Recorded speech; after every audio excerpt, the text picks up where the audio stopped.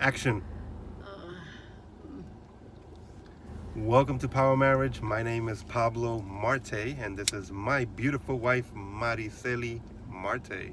Hello and good evening. You kind of waved, but your hand was like down here, so they didn't see it. Okay, sorry. Yes, because Still we see you are waving again, but they can't see you. we are at a different setting today. So Yes, but it's because you're a shorty. mm, yeah, I am. I got like lean into the I camera know you shot here. did. Yeah. Sorry. Well, welcome to the Power Marriage Show. I Is it? think you said that. Yeah. I said it. Well, This is Power. was it now in this video or the other one? I don't know. Oh, this is take 2 or take Take 3. 3 or 4. Yeah. Wow. Okay. Yeah, we're at a new location. We're in a car. We had to drive home, so we figured let's just do the video now because when we get home it's gonna be dark, and even though it's gonna be dark later, but inside the Yeah. house it's not. It's dark. We don't have a good spot with Yeah. good windows, so we're here Yeah. from Awesome. our car. Mm-hmm. I'm recording it live, and you're gonna watch it not live. Yes, definitely. I understand. It's alive, the picture, but not. Okay. All right.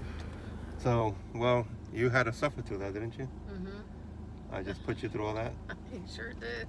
and can you embrace the suffering? Can I embrace suffering? I don't know. You just suffered through all that. I mean, did you embrace it? Did you- Yeah, I have to embrace it. I'm married to you. Oh.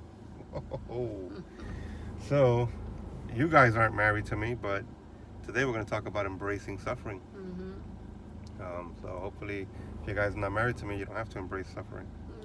His dorky jokes. Um, so, um, what do we mean by embracing suffering? I don't know. Have we suffered in our marriage? Have we embraced? Have we? Have we embraced any suffering at all in the last 7 years? I think we've met with some tough Situations. What was the hardest one in our marriage? The hardest one. The most difficult one that you didn't think that you could embrace, or you didn't know how to overcome, or how to help in the marriage, or even myself?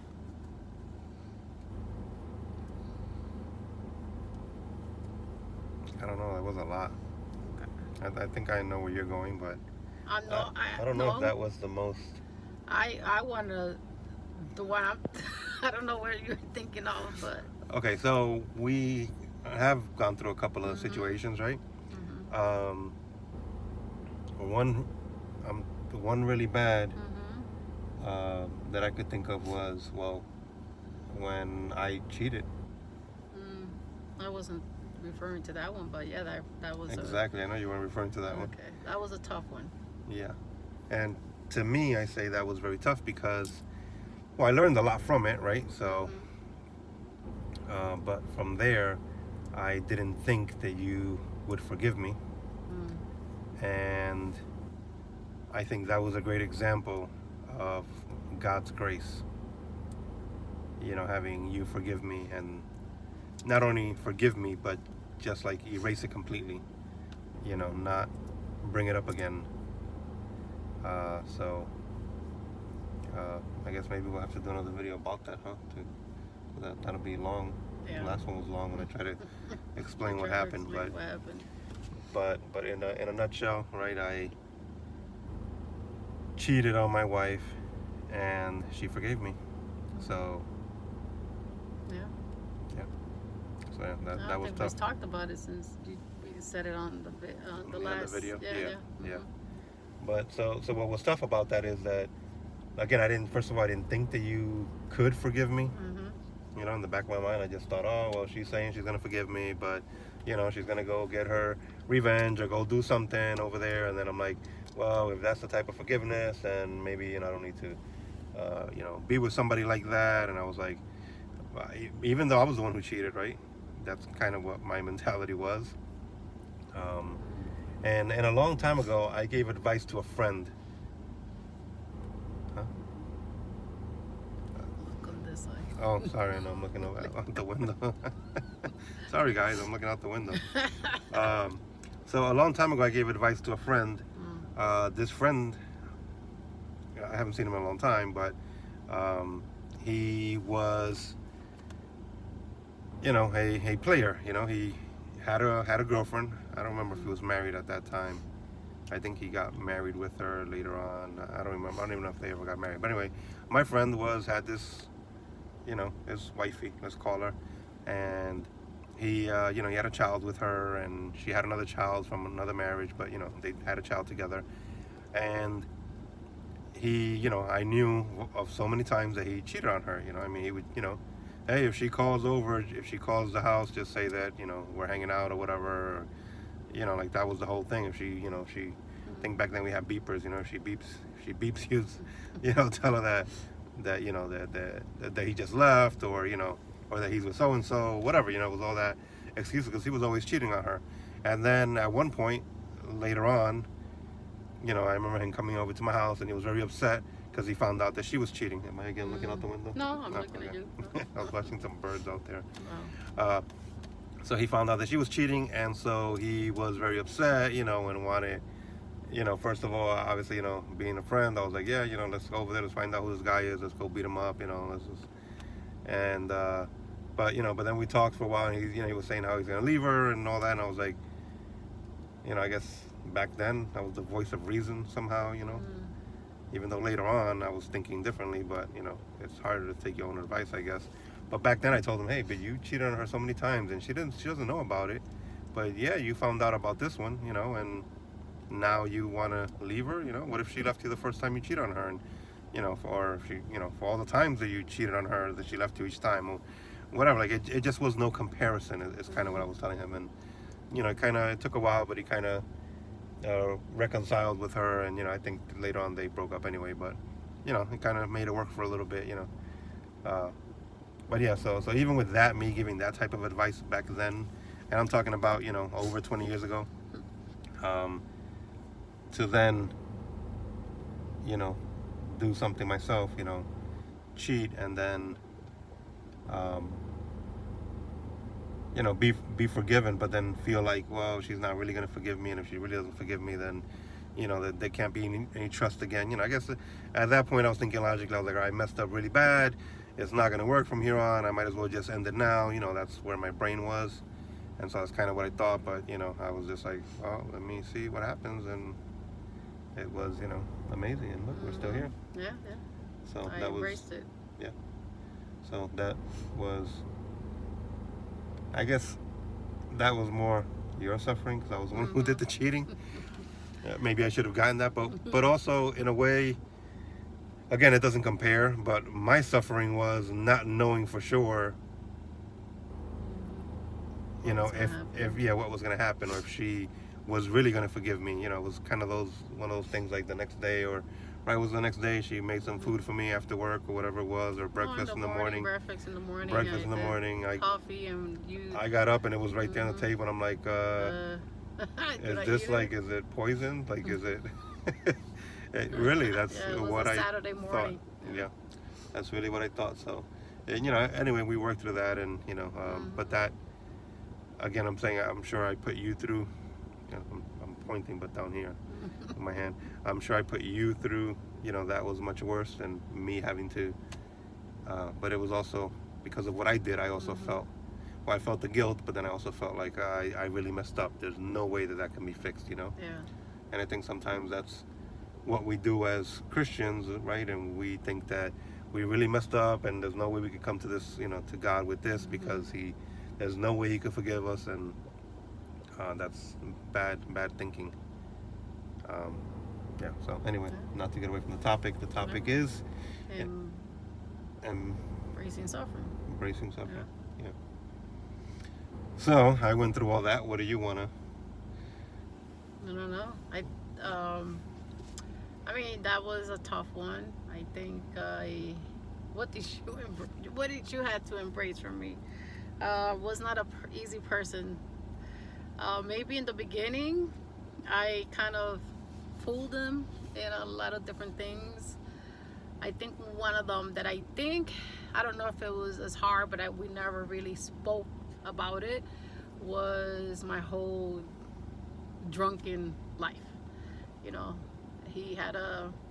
he had to go through the sufferings of me hiding the drinking and lying and covering it up and pretending I wasn't drinking. And I don't know how hard that was for him, but I know that I used to try to have schedules, you know, like in the morning I would drink in the morning so that way when he would get home it won't be on my breath. So I did a lot of that stuff. It was kind of like cheating too, you know. I was cheating up to my husband with the alcohol. So I don't know how hard that was for him, because he had to deal with a drunken wife and a drunken person that was not a nice drunk person. Would embarrass him. I would do stupid things. I would pass out. I would throw myself on the floor, whatever the case was, whatever attitude I had, that's how I would project towards him. I used to try to, I don't know, just try to make him to see if he would react. I guess that was some of the suffering that he had to go through. I think the hardest one was in 2014 when he was in Texas, and that was, something happened, I saw something and it triggered my past, my memories and certain things, and I drank till I couldn't remember anything, and then I woke up at a hospital. So, and that was a suffering for my family, that was a suffering for him and my kids. It wasn't easy because I had to come back to that. I had to come back to the house. I had to face him, even though he wasn't home at the time, because he was out of town. But when I got to see my husband, I picked him up. I actually saw him for the first time crying at the airport. And I was like, wow, he really does love me. Even though we didn't know each other when we were dating, because we dated for a month and a half. And then we got married. So there was a lot of things that we didn't know about each other. That, you know, that was one of the things I hid from him. Yeah. So we've been through a couple of little things, you know. I mean that yeah, I guess you can call that, you know, suffered through some stuff, you know. I mean, it was hard. I was in Texas for work, and you know, when I first found out, I wanted to leave, but I was there. Was it for like another week? Yeah. I was there for, was it 2 weeks or 3 weeks? I think you were there for 3 weeks. I was there for 3 weeks, so that was like the second week or something, right? Yeah, so I still had like another week to go or something, or so it was like this weekend that happened, and I still had the whole next week to come back. And so my first thing was, you know, I wanted to leave and come back, and then I was like, all right, but I was doing that for an opportunity, you know, and it just, you know, it was a little hard to not come home. And you know, and I remember being on the phone, I was like, oh, well, I can come over there and get you out. She's like, no, they're not gonna let you get me out. I'm like, well, I'm your husband, I can go sign you out, I can go get you out. You know, whatever. I'm like, I can go distract them and, you know, walk in there and sneak you out, dress up like an orderly or whatever. Yeah, right. But you weren't even allowed to go in there. But we had to, you know, we talked, and we were like, all right, you know, I came out here for an opportunity, whatever, and you use that time to, you know, to get better and to, I guess, to think and talk to God and figure things out. And so it worked out, you know, I mean, in the end. And that's part of embracing suffering. I mean, if we didn't embrace that suffering and just say, you know what, this is too much, right? She's crazy, right? She's gonna get drunk or whatever, let me leave. Then, right? I mean, I could have just said, right, I didn't marry a drunk. I didn't, you know, it could have went a lot of different ways, you know. But, you know, you gotta embrace suffering. And one of the things that I've heard and learned is that you know, life has a lot of suffering moments. You know, there's going to be a lot of times where we suffer, and we need to learn to suffer well. You know, whatever that means, right? It's big. It's big. Big words, big, you know, I mean, little words, but you know, I mean, it's a big task. You know, to suffer well means, you know, to handle the suffering and, you know, to go through it. You know, to face up to it. You know, and stand tall and walk through it. And you know, in our case, right, we have God, and we, you know, God is with us no matter what we go through. He's always there. So it's, you know, we're not alone, you know, in that aspect. So okay, awesome. That's it. Yeah. So you want to talk more about suffering? Well, I mean, that was again, like you said. I thought that in my mind, I thought he was gonna leave. I'm like, great, I want to see my husband. He's gonna be like, well, I married a crazy woman, and I was really expecting him to leave when he was coming back. I wouldn't think that. I didn't marry a crazy woman. A little crazy, but his grace, even though we weren't really serving at the moment because we weren't, but we were visiting church. I know that we were visiting a church, and I wanted to, find the healing, and I wanted to find help with my problem, and I didn't know how to find that help, and it was hard on Pablo, it was hard on the kids, but it was something that we went through, and even after, it was a 4.5-year struggle until I really, December 31st, 2018, that was my last drink. That was New Year's Eve. What day? December 31st, 2018. What did I say? 1918? I think Lord. you're drunk right now. No, it was 2018. It was December 31st, 2018. That was my last. That was my last bottle that I had. No. I don't remember when was my last, but I've been here 2 years, and I haven't had a drink since I've been here, and probably for a long time before I came over here. But Yeah.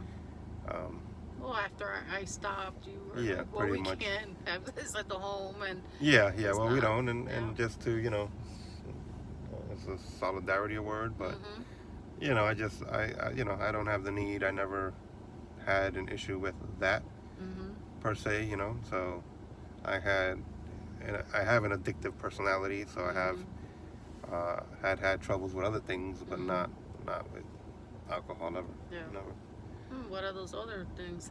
Heavy stuff. And that's for the next video. That's another video. Okay. And that's funny because when I asked you over here, what was that date? I was thinking, I was like, oh, that's good for another video. And anyways, I already forgot. So stay tuned for another video. Yes, stay tuned. Tomorrow we'll bring you something else. All right, so that's enough suffering for them. Yeah, So sorry that's about it. that, Sorry, guys. guys. But if living up to the video, you got to learn to suffer well. So sit through the video. As a matter of fact, just start it from the beginning right now and watch it all over so you can suffer through it. Practice suffering. Oh my goodness. Well, thank you so much for watching. We enjoy, making these videos for you guys, right? Do you enjoy making these videos? Yes, I do. Yeah. I enjoy making these videos as well. We get to hang out and chit chat and talk. And learn more about each other, because we're always going to learn about each other. Always. It's a never-ending process. It was yes. No matter what, it's embracing It's the ongoing. ending suffering process. Oh, okay. Subscribe to our channel, Power Marriage. Leave some comments, and stay tuned. We'll put Yes. another video, God willing, tomorrow. Tomorrow. Have a good one. All right, bye, guys. Bye.